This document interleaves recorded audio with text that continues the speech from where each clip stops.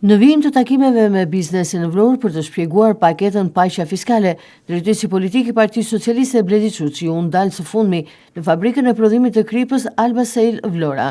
Sipërmarrja e vetme e këtij lloji në Shqipëri që eksporton produktin në disa vende të botës. Qeverisja e Partisë Socialiste me Edi Ramën kryeministër ka dëshmuar shumë qartë tashmë, sepse u bën 12 vite që partneritetin me biznesin e kemi pasur një gjë prioritare, dhe kjo lidhet me një qëllim të vetëm, që është rritja mirëqenies të shqiptarëve dhe rritja ekonomike e Shqipërisë, për të garantuar një jetë shumë më të mirë për çdo njeri nga ne. Kështu që dëshmi e kësaj është edhe sipërmarrja mjaft e suksesshme e mikut tim, e Gerit, këtu në Vlorë, e cila një vetëm rritje edhe ekspansion, pra shtrirje në eksport në gjithë rajonin dhe përtej rajonit. Ne Geri kemi për këtë 3 vjeçarin e ardhshëm kemi në mend që të fusim në një paket lehtësim fiskal që do i quajmë paqja fiskale.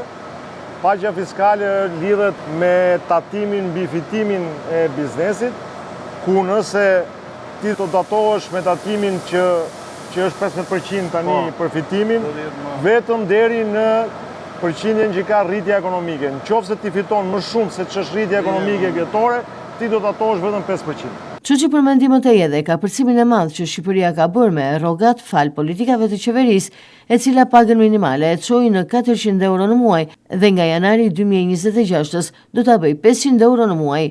Pagën minimale e kemi rritur, kemi çuar 400, do ta rrisim më shumë në 4 vitet e ardhshme. Kemi bërë atë që s'ka bërë asnjë qeveri në fakt deri tani.